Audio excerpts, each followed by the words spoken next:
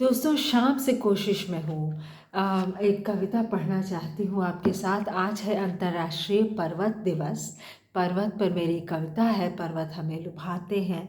हम सब पर्वतों के पीछे पागल हैं। पहाड़ जा जा कर बसते हैं हम। पहाड़ ऐसे पर्वत नहीं कहते, हम पहाड़ कहते हैं। लेकिन पर्वत किसे कहते हैं? शायद थोड़ा जो उससे कम हो। अर्थात हिमालय तो बहुत विशाल है। हालांकि जियोलॉजिकली स्पीकिंग वो नया है।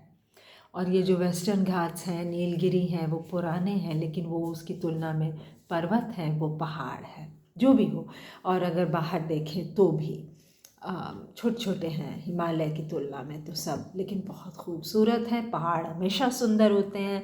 मैंने कैलगरी में जैसा देखा, उसके बाद फिर मैंने जाकर हिमालय को, नंदा देवी को एक बार ऐसे देखा सुआ खोली से कि मतलब भुलाए नहीं भूल सकता। बहरहाल, कविता का शीर्षक है पर्वत पूजा। और मैं कोशिश में हूँ 7 बजे से। फाइनली जा कर के 11:30 में मैं चारों फ़ोन के साथ ट्राई करना मैंने शुरू किया, और सिग्नल नहीं है।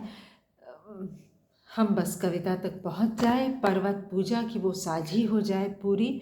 आज के दिन अभी भी 20 मिनट बाकी हैं। दिखाई न देते छिपे हुए से, अक्सर रूठे हुए से, कभी बादलों के बीच, कभी चमकते रोशनी की झालरों के भीतर। किसी किसी दिन मध्यम चमकते दर्शाते अपने कटाव को, पत्थर के विराट कटाव को।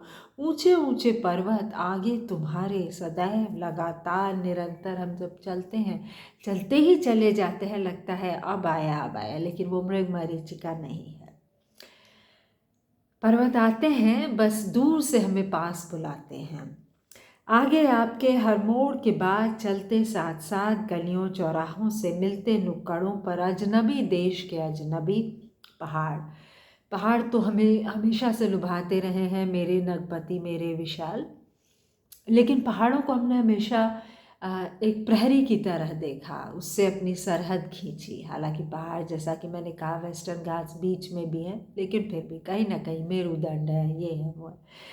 यहाँ आंगन के पार द्वार की तरह, आंगन के पार द्वार में एक नया आंगन तलाशने की कोशिश में। अजनबी देश के अजनबी पहाड़, अनजान चढ़ाई अनजान उतार। उन सब की सोचिए जो बाहर बाहर से एवरेस्ट चढ़ने आते हैं।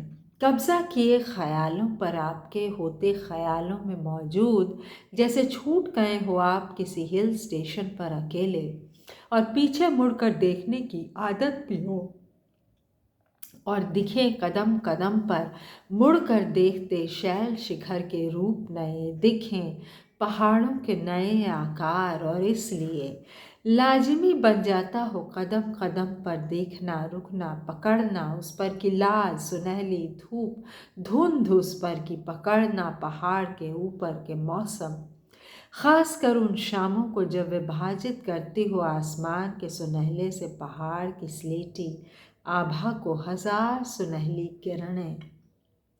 जब स्लेटी उस रंग पर नृत्य हो सुनहले का, एक निष्ठ एक वचन करे पर्वत वंदना, शिखर की आराधना, जमे बर्फ की आराधना, पीछे थमी हवा की आराधना, कंदराओं की, गरुड़ की आराधना, आराधना मौसम के चक्र की, बारिश के आने और जाने की, आराधना पर्यावरण नामधारी उस हस्ती की जिसके नाम का हर शिविर है आजकल।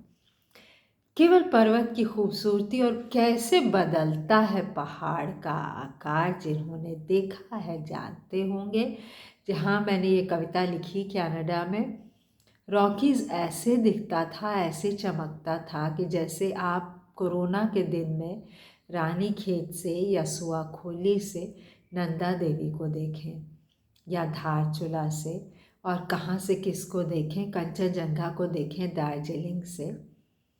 इतना सुंदर है हमारा पहाड़, लेकिन और पहाड़ भी सुंदर है। बहरहाल दोस्तों, हम उत्सव मनाएं प्रकृति का।